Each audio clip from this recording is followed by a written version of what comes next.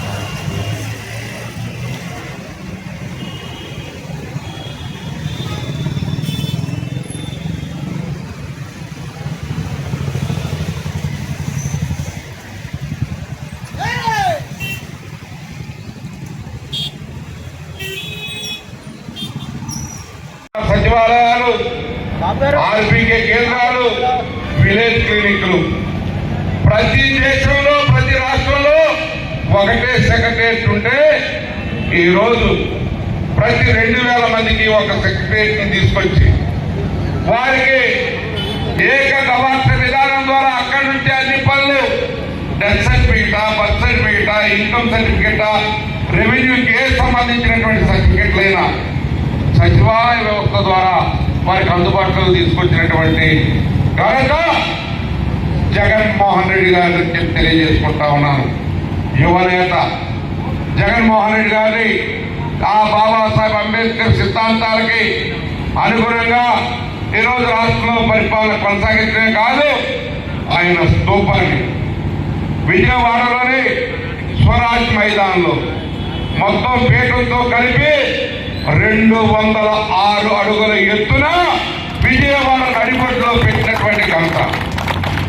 ఆయన ఆశయాలను కొనసాగించే ప్రతి ఒక్కరు కూడా అది చూసి అంబేద్కర్ నుంచి స్ఫూర్తి పొందాలని, ఈ రాష్ట్రంలో పేదరికం నిర్మూలన చేయాలని, అందరికీ విద్య అందుబాటులో రావాలని, విద్యే పేదల పెట్టుబడిని బోధిస్తున్నటువంటి అంబేద్కరిస్టు జగన్మోహన్ రెడ్డి గారు అని చెప్పి తెలియజేసుకుంటా ఉన్నాను.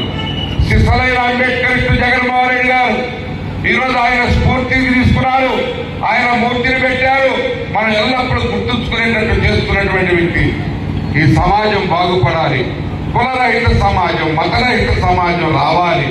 భారత రాజ్యాంగం రచించిన అంబేద్కర్ లౌకిక విధానం ముస్లింలు తమ ప్రాంతాలు తాము చేసుకోవాలి, సిక్కులు జైన్లు తమ ప్రాంతాలు తాము చేసుకోవాలి, క్రైస్తవులు తమ ప్రాంతాలు తాము చేసుకోవాలి, హిందువులు తమ ధర్మాన్ని తాము పాటించాలి. ఆ విధంగా లౌకిక రాజ్యాంగాన్ని కాపాడాలని అంబేద్కర్ ఇదాన్ని పుటానికెత్తుకున్నటువంటి యువ ముఖ్యమంత్రి, భారతదేశం 29 రాష్ట్రాల్లో మన ముఖ్యమంత్రి మన జగన్మోహన్ రెడ్డి గారు అని చెప్పి మనం గర్వంగా చెప్పుకునేటటువంటి అంశాన్ని, ఆయుధాన్ని మనం చేతికిచ్చినటువంటి వ్యక్తి. అందుకని సోదరులారా, అంబేద్కర్ దాన్ని ఫాలో అవుదాం, మన జగన్మోహన్ రెడ్డి గారి ఆశయాల్ని కొనసాగిద్దాం.